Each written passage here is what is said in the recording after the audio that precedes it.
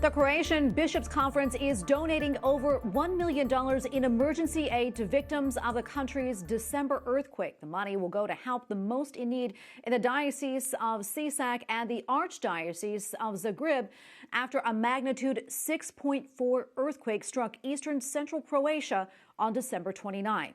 Last week's earthquake and its foreshocks and aftershocks killed at least 7 people, among them a 12-year-old girl, and injured 26 others. Pope Francis is urging leaders in South Sudan to renew the peace process in the new year. Together with Anglican Archbishop Justin Welby, the Holy Father asked politicians to follow and trust the peace agreement to end violence in the East Central African country, referring to the historic meeting in April 2019 with Pope Francis and the South Sudan leaders. He again expressed his desire to visit the country. Joining us now from Rome is Mauro Garofalo, International Relations Officer for the Community of Sant'Egidio. He recently got back from a visit to South Sudan 3 weeks ago. Mauro, welcome back. It's always so good to see you. Tell us about your meeting in South Sudan. Well, it was just about the time to go back to Juba and to have talks with the relevant actors there. Of course, starting from President Salva Kiir, but then also first Vice President Riek Machar and ministers of foreign affairs and also various ministers from the cabinet. It was very useful, and I think we had to tell them the results of our talks in Rome and also to discuss the perspective of the way ahead. Why do you think Pope Francis specifically chose to write a letter about South Sudan this Christmas? We all know what kind of affection Pope Francis has for South Sudan. Christmas is a particularly important period, and he decided to remember to all the leaders, to the leadership of South Sudan, what they promised to him during the spiritual retreat and what the engagement for peace are. So it was to say, in my opinion, that the Pope did not forget his promise to visit the country, but is also waiting for good results.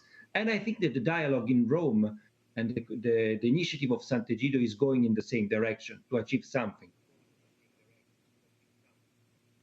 Mauro, while you continue to help with the peace process, what initiatives do you see developing in the new year for South Sudan? It seems to me that the things are going pretty well, especially on the side of our initiative. There is a new, let's say, the Toma and the non-signatories are now participating in the monitoring mechanism to avoid any violation, especially in Central and Western Equatoria. We see that the level of violence, especially in those two parts of the country, is lower. So we want to go on with this political discussion, but also military discussion to go on to stabilize the country a little bit more, because it's really necessary.